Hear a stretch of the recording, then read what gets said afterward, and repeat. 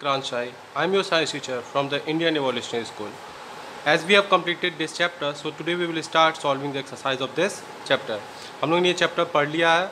इसको मैंने आपको 10 पार्ट्स में इस चैप्टर को पढ़ाया था. आज हम लोग क्या सॉल्व करेंगे, इस चैप्टर का एक्सरसाइज सॉल्व करेंगे.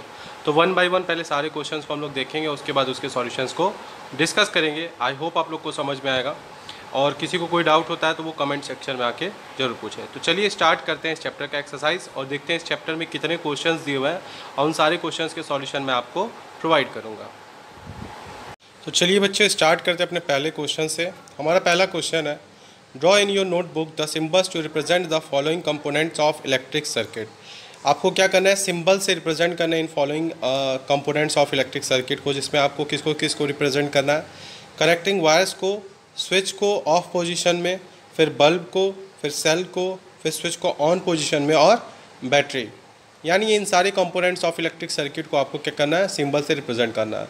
तो इसको मैंने आप लोगों को बताया भी था, सिंबल बना के दिखाया भी था. तो इसका सिंपल सा इसका जो सॉल्यूशन है वो हम क्या करेंगे, एक डायग्राम के थ्रू क्या करेंगे, दिखा देंगे. तो यहाँ पे मैंने आपको बताया है कि देखिए, ध्यान से देखिए, कंपोनेंट्स ऑफ इलेक्ट्रिक सर्किट दिए हुआ है, उसके सिंबल्स दिए हुए हैं. कनेक्टिंग वायर के लिए आप कहेंगे स्ट्रेट लाइन ड्रॉ कर देंगे. स्विच ऑफ पोजीशन में आपको दिख रहा होगा. फिर बल्ब के लिए आप ये डायग्राम ड्रॉ करेंगे. सेल भी आप जानते हैं कैसे बनाते हैं. स्विच ऑन पोजीशन में जब रहता है तब कैसे रहता है, दोनों टर्मिनल्स कनेक्टेड रहते हैं. और बैटरी जो कि क्या होती है, ग्रुप ऑफ सेल्स होती है. तो इस तरीके से आप क्या करेंगे, अपनी कॉपी में following components of electric circuit लिख के उसके सिंबल को क्या करेंगे, रिप्रेजेंट करेंगे. चलिए अपने अगले क्वेश्चन की तरफ बढ़ते हैं. Draw the circuit diagram to represent the circuit shown in figure. आपको क्या बनाना है, ये जो फॉलोइंग आपके फिगर दिया हुआ है, जिसमें आपको एक दिख रहा है, एक बल्ब है, एक बैटरी से कनेक्टेड, एक सेल से कनेक्टेड है, और फिर वायर उसका एक सेफ्टी पिन है. तो यहाँ पे क्या ओपन सर्किट है, मतलब यहाँ पे स्विच जो है वो ऑफ पोजीशन में दिखाया गया है. इसको आप एक सर्किट डायग्राम से रिप्रेजेंट करना है. तो इसके लिए जो फिगर हो जाएगा वो कुछ इस तरीके से हो जाएगा. In the given circuit one terminal of the bulb is connected with one terminal of the cell. जैसा कि फिगर में दिया होता है, बल्ब का एक टर्मिनल सेल के एक टर्मिनल से कनेक्टेड है, while their other terminals are connected to a safety pin. और दूसरा जो टर्मिनल है वो सेफ्टी पिन से कनेक्टेड है. However the safety pin is not connected with the one of the drawing pins. उसके अलावा आप देख रहे हैं कि जो आपकी सेफ्टी पिन थी वो दोनों वायर से कनेक्टेड नहीं थी. दस the circuit is not complete. इसीलिए एक कंप्लीट सर्किट नहीं थी, इनकम्प्लीट सर्किट थी, और इस केस में बल्ब ग्लो नहीं कर रहा था. Hence safety pin represent a switch in off position. तो सेफ्टी पिन किसको रिप्रेजेंट कर रहा था, वो स्विच को रिप्रेजेंट कर रहा था, और ऑफ पोजीशन में. इसलिए इसका जो सर्किट डायग्राम बनेगा वो कुछ इस तरीके से बनेगा. The circuit diagram of the given figure is shown in the following figure. तो यहाँ पे आप ध्यान से देखिए, यहाँ पे आपको एक बल्ब दिखाई दे रहा है, सेल दिखाई दे रहा है, कनेक्टिंग वायर्स दिखाई दे रहा है, और स्विच दिखाई दे रहा है किसमें, ऑफ पोजीशन में. चलिए अपने अगले क्वेश्चन की तरफ बढ़ते हैं. The bulb in the circuit shown in the figure does not glow. Can you identify the problem, make necessary changes in the circuit to make the bulb glow. यहाँ पे आपको एक सर्किट डायग्राम दिखाई दे रहा है. आप ध्यान से देख रहे होंगे तो आपके पास बैटरी है, वायर्स है, स्विच भी ऑन पोजीशन में, फिर भी बल्ब ग्लो नहीं कर रहा है. तो उसका रीज़न क्या है, तो जो भी प्रॉब्लम उसके बारे में बताइए, और नेसेसरी चेंजेस जो आपको लगते हैं करने चाहिए उसको करिए, और इस बल्ब को आपको क्या करना है, ग्लो करना है. तो इसका आंसर हो जाएगा, the bulb in the circuit is not glowing because the two cells are not connected properly. इसका आंसर है कि जो दो सेल्स थे वो सही तरीके से प्रॉपरली कनेक्टेड नहीं थे, इसीलिए आपको क्या करना पड़ेगा, कुछ चेंजेस करने पड़ेंगे. To make the bulb glow the negative terminal of one cell should be connected to the positive terminal of the other cell as shown in the given figure. तो आपको बल्ब ग्लो करने के लिए आपको क्या करना पड़ेगा, ये जो सेल का अरेंजमेंट है उसको थोड़ा सा चेंज करना पड़ेगा. यहाँ पे आप देख रहे होंगे पॉजिटिव टर्मिनल कनेक्टेड है, तो उसमें आपको इस एक सेल को घुमाना है, जिससे एक पॉजिटिव टर्मिनल जो दूसरे के नेगेटिव टर्मिनल से कनेक्टेड हो. तो इस कंडीशन में आपका जो बल्ब करेगा वो ग्लो करेगा. तो यहाँ पे आप फिगर में देख सकते हैं. अगले क्वेश्चन की तरफ बढ़ते हैं. Name any two effects of electric current. आपको इलेक्ट्रिक करंट के दो इफेक्ट्स के बारे में बताना है. तो मैंने आपको दो इफेक्ट्स पढ़ाए थे, पहला heating effect of electric current और दूसरा magnetic effect of electric current. अगले क्वेश्चन की तरफ बढ़ते हैं. When the current is switched on through a wire, a compass needle kept nearby gets deflected from its north south position. Explain. जब current को क्या कहता है, स्विच ऑन किया जाता है और वायर्स में वो फ्लो करता है, तो उसके पास रखा हुआ जो कंपास है उसका नीडल क्या शो करता है, डिफ्लेक्शन शो करता है. उसका रीज़न बताना है. तो इसका रीज़न हो जाएगा, when a current is switched on through a wire, the wire starts behaving as a magnet. Hence, when a compass needle is placed near the given current carrying wire, it gets influenced by the magnetic effect of electric current and gets deflected from its north south position. यानी जब हम लोग क्या करते हैं, किसी भी switch में करंट को पास कराते हैं तो क्या होता है, वो मैग्नेट की तरह बिहेव करने लगता है। आपको मैंने बताया था कि जब किसी भी करंट कैरिंग वायर में क्या होता है, जब करंट उसमें दौड़ती है तो वो मैग्नेट की तरह बिहेव करने लगती है।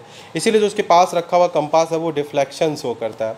It get influenced by the magnetic effect of the electric current. वो जो कंपास है उसका नीडल किससे इन्फ्लुएंस होता है, उसके मैग्नेटिक इफेक्ट की वजह से, और इसीलिए वो क्या शो करता है, डिफ्लेक्शन शो करता है नॉर्थ साउथ पोजीशन में। अगले क्वेश्चन की तरफ बढ़ते हैं। हमारा अगला क्वेश्चन था, will the compass needle show deflection when the switch in the circuit shown by figure is closed. तो क्या जो कंपास नीडल है वो डिफ्लेक्शन शो करेगा, जो इस सर्किट में आपको जो फिगर दिया गया है इसमें जब हम स्विच को क्या कर देंगे, ऑन कर देंगे, मतलब स्विच को हम क्या कर दें, सर्किट को क्लोज पोजीशन में बना दें। तो चलिए देखते हैं, इसका आंसर हो जाएगा नो।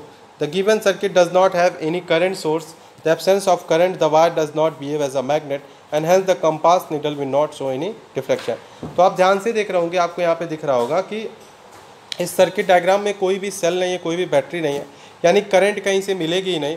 तो ये किसी भी तरीके से वायर जो है वो मैग्नेटिक इफेक्ट नहीं शो करेगा, इसलिए इसका आंसर हो जाएगा नो। यहाँ पे कोई भी कंपास में डिफ्लेक्शन शो नहीं होगा। हमारे अगले क्वेश्चन की तरफ बढ़ते हैं। हमारा जो अगला क्वेश्चन था वो फिल इन द ब्लैंक्स था। इसमें सबसे पहला क्वेश्चन दिया हुआ है, longer line in the symbol for sale represent dash terminal. तो ये पॉजिटिव टर्मिनल को रिप्रेजेंट करती है। जो बड़ी वाली लाइन रहती है वो पॉजिटिव टर्मिनल को, और जो छोटी वाली लाइन रहती है वो नेगेटिव टर्मिनल को। द कॉम्बिनेशन ऑफ 2 और more cells is called a dash. तो इसका आंसर हो जाएगा बैटरी। एक से ज़्यादा सेल्स को जब हम लोग कनेक्ट करते हैं तो वो एज अ बैटरी बिहेव करता है। To make a battery, the negative terminal of one cell is connected to the positive terminal of the next cell and so on। अभी इसके पहले एक क्वेश्चन में हम लोगों ने देखा भी था कि जब हम लोग दो सेल्स को जोड़ते हैं तो एक के पॉजिटिव टर्मिनल को दूसरे के नेगेटिव टर्मिनल से क्या करते हैं, कनेक्ट करते हैं। अपने अगले क्वेश्चन की तरफ बढ़ते हैं। When current is switched on in a room heater, it produces heat। क्या प्रोड्यूस करता है, हीट प्रोड्यूस करता है। क्यों, क्योंकि आपने पढ़ा heating effect of electric current की वजह से। The safety device based on the heating effect of electric current is called dash. तो सेफ्टी डिवाइस को क्या कहते हैं, फ्यूज़ कहते हैं। फ्यूज़ क्या होता है, fuse is a safety device which limits current in a circuit and break the circuit if the current exceeds its maximum limit. Fuse क्या होता है, एक फिक्स अमाउंट ऑफ करंट को अपने थ्रू पास करने देता है, और उससे ज़्यादा अगर करंट बढ़ती है तो वो तुरंत क्या करता है, ब्रेक कर देता है। इस तरीके से घर के आपकी जो इलेक्ट्रिक सर्किट है वो ब्रेक हो जाती है और करंट पास नहीं करता है।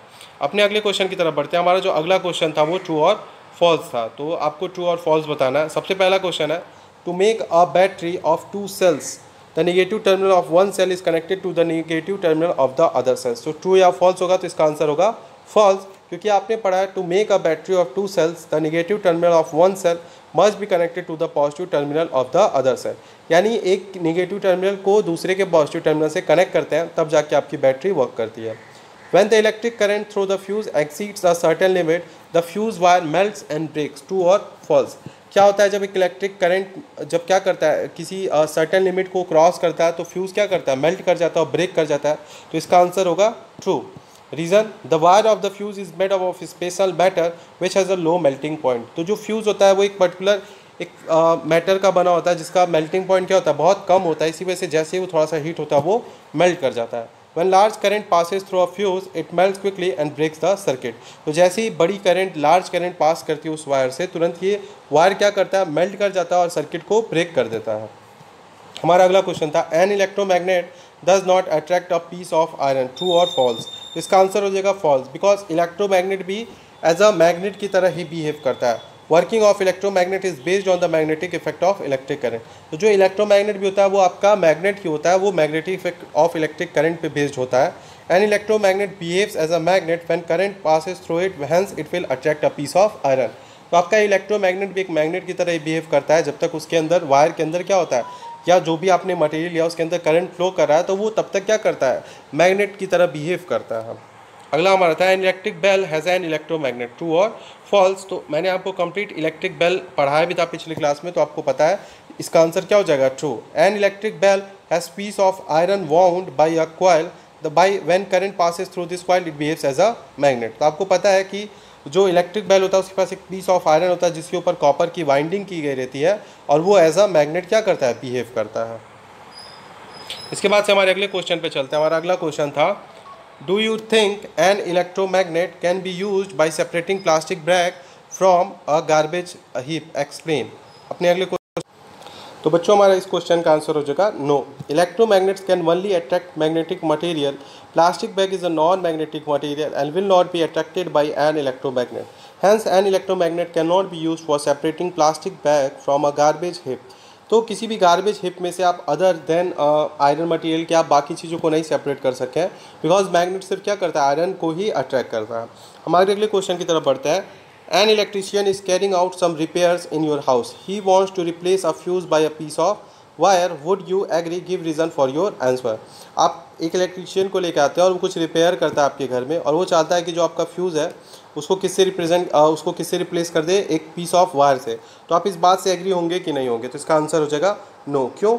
The electrician can not be allowed to replace the fuse in the house of piece of wire, this is because every wire can not be use as a fuse filament. इसलिए कि fuse जो जिस wire का बना होता है वो एक स्पेशल मटेरियल होता है जिसका मेल्टिंग पॉइंट क्या होता है, लो होता है।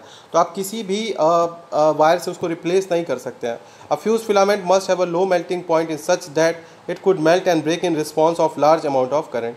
तो जो फ्यूज़ जो वायर होता है उसका जो फिलामेंट होता है, फ्यूज़ वायर जिसको हम लोग फिलामेंट भी कहते हैं, वो एक ऐसे वायर का, एक ऐसे मटेरियल का होना चाहिए जिसका मेल्टिंग पॉइंट क्या हो, बहुत कम हो, ताकि जैसे ही थोड़ा बहुत लार्ज करंट आए वो तुरंत क्या हो जाए, ब्रेक हो जाए। Most of the wires have high melting point, और ज़्यादातर तार जो आपके घर पे नॉर्मल जो आपके घर पे यूज़ किया जाता है उसका जो मेल्टिंग पॉइंट होता है वो क्या होता है, हाई होता है। हमारे अगले क्वेश्चन की तरफ बढ़ते हैं। Zubeda made an electric circuit using a cell holder shown in figure 14.4, a switch and the bulb. When she put the switch in the on position, the bulb did not glow. Help Jubeda in identifying the possible defects in the circuit. तो जुबेदा ने क्या किया, एक cell holder में दो sales को connect किया, उसके बाद से उसने वायर से बल्ब को कनेक्ट किया, बट ग्लो नहीं किया। उसका रीज़न क्या था? One of the reasons may be that the rubber band used in the cell holder may be tight enough to keep the two cells in contact with each other. If the cells are not in proper contact with each other, then the circuit will not be completed and the current will not flow through the circuit, hence the bulb will not glow. तो एक तो reason ये हो सकता है कि जुबेदा ने जो रबर बैंड का यूज़ किया था दोनों सेल्स को एक दूसरे से कनेक्ट करने के लिए, वो थोड़ा सा लूज़ होगा, इस वजह से सेल्स अच्छी तरीके से कनेक्ट नहीं कर पा रहे होंगे एक दूसरे से, और करंट जो है वो वायर्स में पास नहीं कर रही होगी। और एक और रीज़न हो सकता है कि दोनों सेल्स करेक्टली प्रॉपरली कनेक्टेड ना हो सकता है दोनों का पॉजिटिव टर्मिनल उसने जोड़ दिया हो या निगेटिव टर्मिनल। इस केस में भी जो बल्ब होगा वो ग्लो नहीं करेगा। बल्ब तब ग्लो करेगा जब निगेटिव टर्मिनल किससे कनेक्टेड होगा, पॉजिटिव टर्मिनल से। हमारे अगले क्वेश्चन की तरफ बढ़ते हैं। हमारा अगला क्वेश्चन था, इन the circuit shown in figure, आपको एक सर्किट डायग्राम बना के दिखाया गया। Would any of the bulb glow when the switch is in of position. तो ये जो सर्किट डायग्राम बना है आपको ये बताना है कि जब स्विच को हम लोग क्या करेंगे, ऑफ पोजिशन में रखेंगे। Would any of the bulb when the switch is of position, क्या कोई भी बल्ब ग्लो करेगा जब स्विच ऑफ पोजिशन में होगा। और दूसरा क्वेश्चन है, what will be the order in which the bulb ABC will glow when the switch is moved to on position.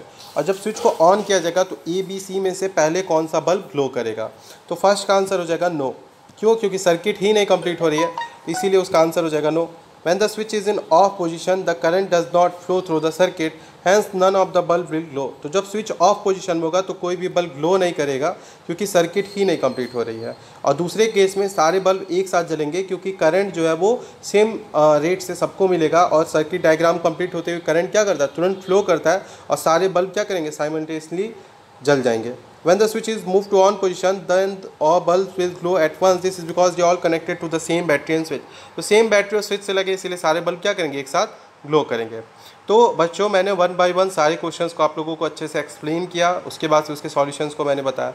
I hope आप लोग को अच्छे से समझ में आ गया होगा। और ये एक्सरसाइज आज के लिए आपका होमवर्क होगा। मैंने इससे पहले भी एक्सरसाइज आपको होमवर्क दिया था, आपने कंप्लीट कर लिया तो अच्छी बात है, नहीं तो फिर इसको आप अपनी कॉपी में कंप्लीट कर लेंगे। बाकी इस चैप्टर में अब जितनी भी चीज़ें थी मैंने आपको बता दी है।